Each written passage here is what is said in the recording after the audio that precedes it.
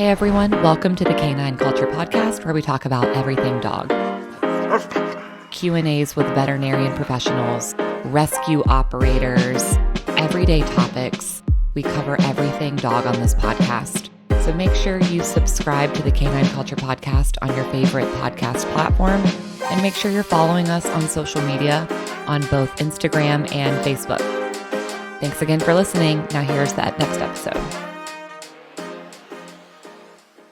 Hey everyone, welcome to the Canine Culture Podcast. This is your host, Brittany. We are joined today by Dr. Tori. Dr. Tori is the founder of the dog Gua Sha, also known as the Paw Sha. So thank you for joining us, Dr. Tori. Thank you for having me. I'm excited to be here.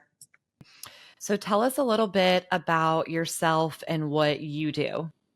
So I've been a small animal veterinarian for over 10 years. And in the past few years, probably past 5 years, I've really honed in on pain management. So I went through the Chi Institute for acupuncture. I do laser therapy. And most recently, I discovered Gua Sha for myself and translated that and made Paw Sha to help my patients and now everyone at home to relieve pain and enhance mobility and really just improve my clients' dogs and cats' overall quality of life.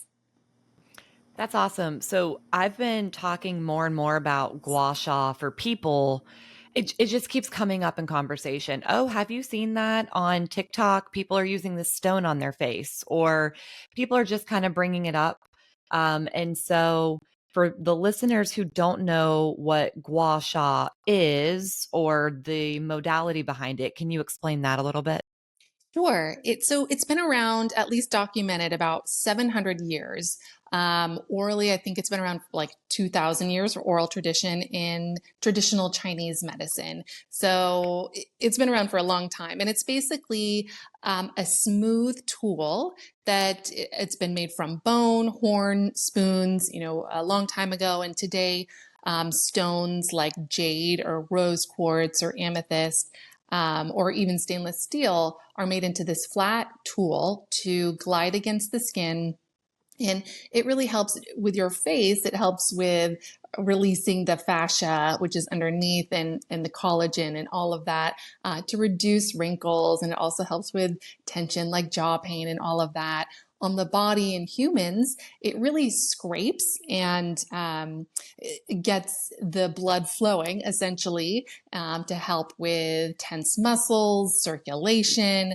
It's said to help relieve fever and all of that. So that's basically what Gua Sha is, and I've taken parts of that or a lot of it and made it amenable to our dogs. So that's where Paw Sha is. So, how did you come up with this idea to start doing or using Gua Sha on dogs? I love doing acupuncture and laser therapy, and I was seeing one-on-one clients, but I was seeing them for an hour a day, so there was only so much time that I could help my patients and talk to my clients about what they can do at home. And then the pandemic hit, and a lot of patients and clients weren't able to come see me, or a lot of people were reaching out. They couldn't get an appointment with me. And I was doing gua sha on myself, on my face, and where I had some low back tension, and it was really helping. So I started doing it on my own dogs. Then I started incorporating it into my sessions. And then I started giving tools to my clients and saying, hey, here's what you can do at home specifically for your dog. Let's do it in between sessions. A lot of clients that didn't want to come in, I would send them a tool and do a little video tutorial of how they could help their dogs at home. So it really was born out of a necessity where clients either couldn't get to me or they didn't have access. Clients that are outside of San Diego where I am, they didn't have access to acupuncture, laser therapy, physical therapy, or if they did, it was like a month or two wait time and they needed something right now. So it really was born out of a necessity to help patients more often than just coming into the vet and really enhance their progress and healing time. Yeah, that's great. So two of our dogs go to acupuncture. And so they do acupuncture and they do laser. And I would love to go more than once a month, but there is certainly a time restraint, a budget restraint. Like you Right. said, the clinic gets so booked up. We've got to book our appointments so far in advance. And so having a modality at home would be fantastic. And I just never thought of this idea. And so let's kind of talk about some of the benefits specifically for dogs. So what are some of the benefits that you're seeing whenever people are regularly doing the Paw Sha? Right. So Paw Sha, we're going to glide it against the skin. And what that does is it helps smooth out the underlying connective tissue, which is called fascia. Fascia basically envelops everything in your body from nerves to blood vessels, lymph vessels, organs, muscles, bone, everything. And it's this network, it's like a spider web that basically helps with structure and sensory pain perception, all of that. So the biggest benefit is reducing pain and therefore improving mobility. And if they have stuck fascia or thickened fascia, that can help relieve some of that tension. And they can, like I said, they can move better. So in a sense, it's going to help pain, mobility, decrease inflammation, and therefore it's also going to help with circulation and lymph flow. So those are just the main benefits of it. But I do think it helps with all sorts of issues, but especially pain and movement and that circulation. Mm-hmm. And for anyone that sounds, they're like, oh, this is intimidating, or I don't want to mess this up. You and I know that it's actually not, you kind of can't mess it up, unless you're Right. applying so much pressure that you're doing damage. But you offer a course for people to learn how to use it, correct? Yeah. So I offer the Paw Sha course, and it shows people different strokes and different ways they can help each body part. So it goes through, the neck, the forelimbs, the spine, the hind limbs. But I say to everybody, you can't mess this up. That's what's so wonderful about it. Again, applying too much pressure, which a lot of people are not going to do. They're going to apply too little pressure. Right. But it's super safe. People can do it like for 5 minutes. People can do it for a half hour, and they can work it into their schedule. We're all so busy, so I want to make this accessible for everyone.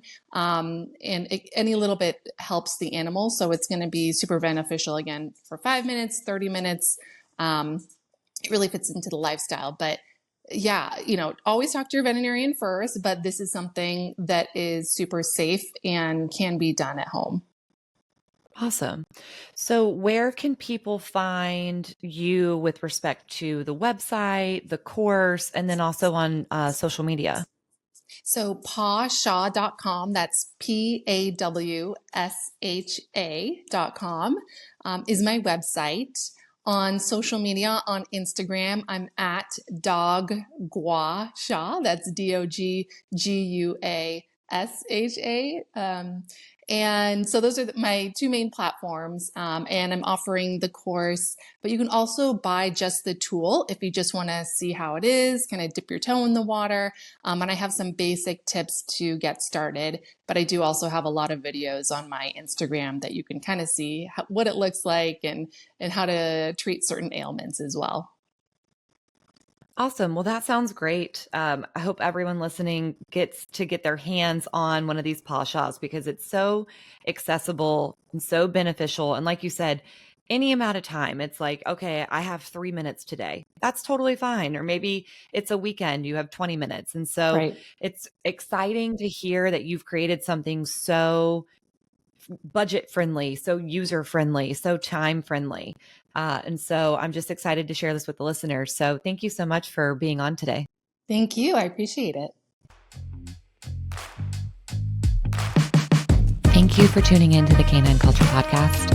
Please make sure you subscribe to the Canine Culture Podcast on your favorite podcast platform and make sure you're following us on social media.